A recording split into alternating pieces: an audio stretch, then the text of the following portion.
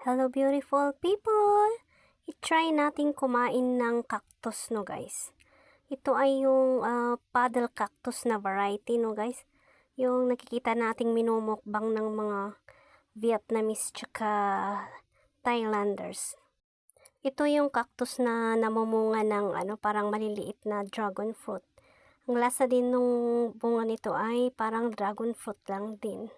Ngayon lang ako nagkalakas ng loob na i-try guys no. Kasi wala na tayong mai-content.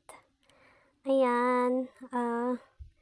Madaming cactus na pwedeng kainin. Ito nakita ko sa video ng isang Thailander na iniihaw nila ito golden barrel. Itong mellow, hindi ko alam kung kinakain din yan.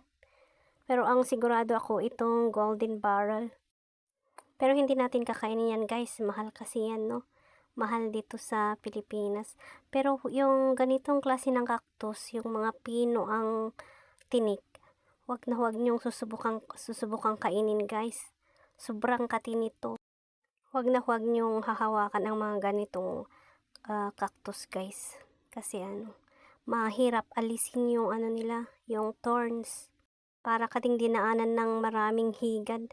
Ayan, kunin natin itong bagong tubo na paddle, tsaka yung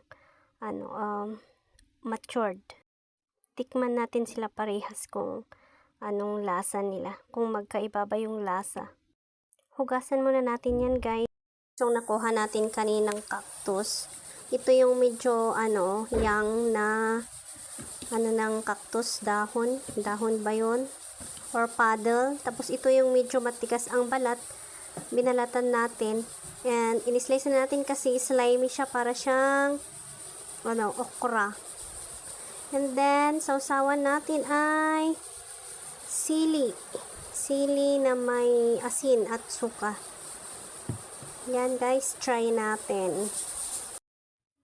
Unahin muna natin guys yung bagong sibol na paddle.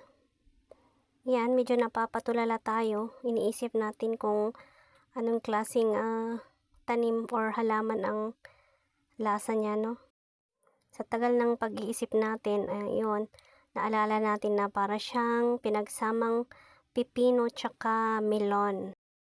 Tapos ayan, sabi ng cameraman ko, huwag ko daw ubusin kasi titikman daw din niya.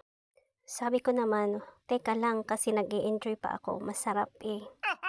Ay, hindi maipinta yung mukha natin dyan guys kasi nasobrahan natin yung sili. Sobrang anghang. Pero masarap yung cactus. Diyan, i-try natin yung matured na paddle. Wala siyang lasa, tapos malambot. And then slimy, para siyang okra. So guys, kung gusto nyong i-try in the future, mas magandang yung bagong sibol na paddle ang kunin nyo. Bago ko i-try yan guys, nag-search syempre ako kung safe ba siyang kainin. And nalaman ko na marami siyang antioxidants and nakakababa siya ng cholesterol tsaka blood sugar. Thank you guys for watching!